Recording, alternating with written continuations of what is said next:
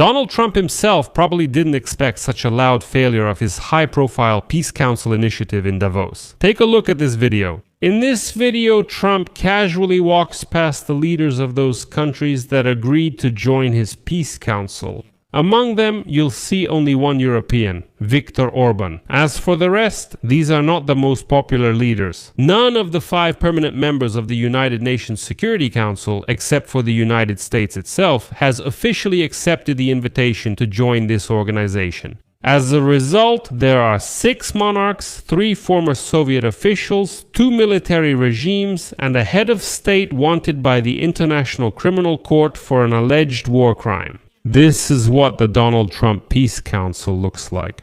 Altogether, that's 2 each from Hungary, Kosovo, and Pakistan to Uzbekistan and Armenia. But traditional United States allies turned away from Trump's idea after he invited Russians and Belarusians to the Peace Council. China and Iran were absent, but surprisingly, Trump also invited China. Nevertheless, Trump officially and pompously presented his Peace Council at the forum in Davos. Every one of them is a friend of my couple, let's see, a couple. I like a couple I don't like. No, I actually like this group. I like every single one of them. Can you believe it?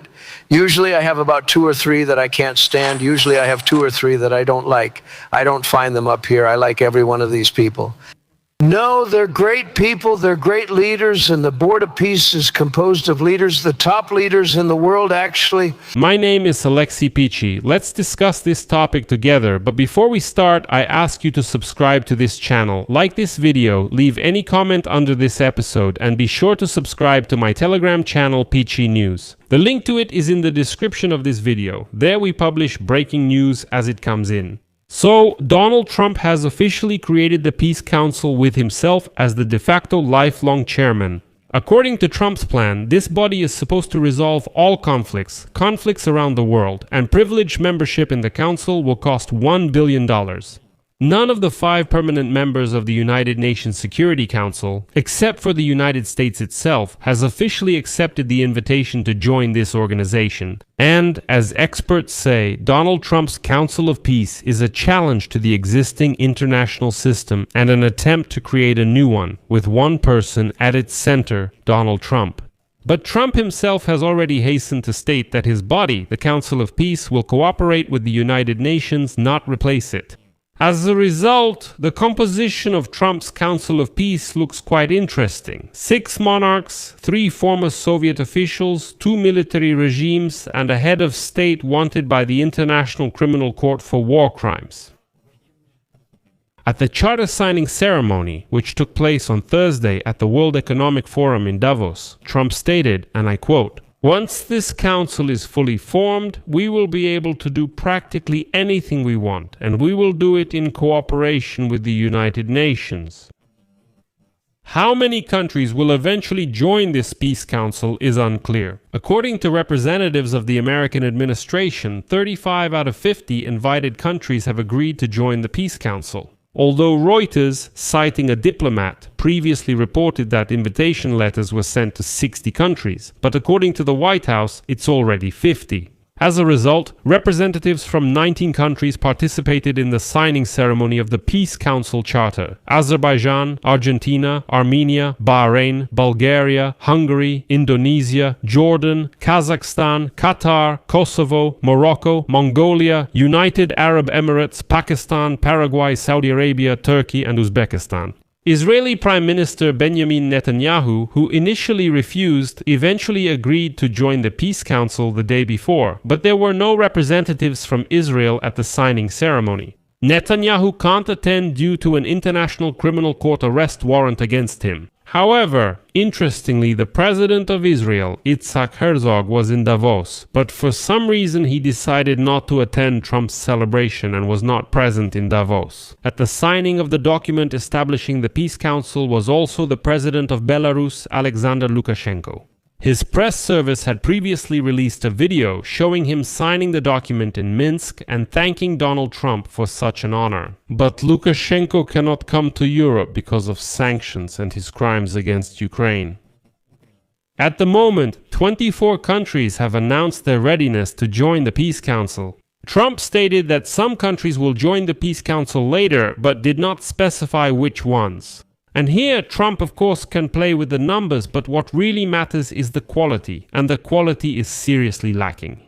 The previous day, Russian President Vladimir Putin said Trump invited him to join the Peace Council. He even added that Russia is ready to give $1 billion for membership from the frozen Russian assets in the United States. But Putin also couldn't come to the ceremony because he is wanted by the International Criminal Court. That's the kind of Peace Council it is, emphasizing peace. The United Kingdom, France, Norway, Slovenia, and Sweden have already officially declined Donald Trump's invitation, and other leading European countries do not intend to join, or they say they're still considering it because they didn't want to refuse directly. The most surprising part is that Donald Trump ultimately declined to invite China's leader Xi Jinping to the Peace Council. And on this matter, I'll quote Bloomberg, "This Peace Council could turn into a rogues gallery," said Bloomberg. A European official used the word rogue, which has a wide range of meanings, including swindler, fraudster, scoundrel, and also outcast when applied to states. The United States itself uses this term for countries like Iran and North Korea. And although the Peace Council was originally created for the restoration of the Gaza Strip, and it was in this capacity that it was approved in the United Nations resolution. In the Charter of the Peace Council, which Trump signed today, nothing is said about this. They simply forgot about the Gaza Strip there. The charter was not made public, but according to its text, which is now being quoted by the media, the new organization is essentially claiming to replace the United Nations, and all the power will be concentrated in the hands of Donald Trump. He alone has the right of veto and can keep the position of chairman for as long as he wants, even after his term as President of the United States ends. It seems that's exactly how Trump plans to stay in power until his death. So why does he need this Council of Peace? In his cover letter to the country's leaders, Trump stated that the council would begin implementing a bold new approach to resolving global conflicts. To stay on the council for over 3 years and become a permanent member, a country must contribute $1 billion. How the council will use this money is unknown. And so, many experts and officials from other countries considered this initiative yet another example of how Trump is dismantling the international system built by the United States after World War II and creating a new one with himself at the center. This is a direct blow to the United Nations, and this initiative will most likely be perceived as one person seizing the world order and trying to reshape it in his own image. And here at the end, I'll quote the New York Times. The decision to invite Russia and China is explained by a deliberate effort to ensure broad representation in the Peace Council, explained Fred Fleitz, who was Chief of Staff of the National Security Council during Trump's first term and is now with the America First Policy Institute. They, meaning the presidential administration, want to reduce the likelihood that different countries will try to sabotage its work. But such an initiative cannot please the traditional United States allies, believes Nicholas Burns, former United States ambassador to NATO,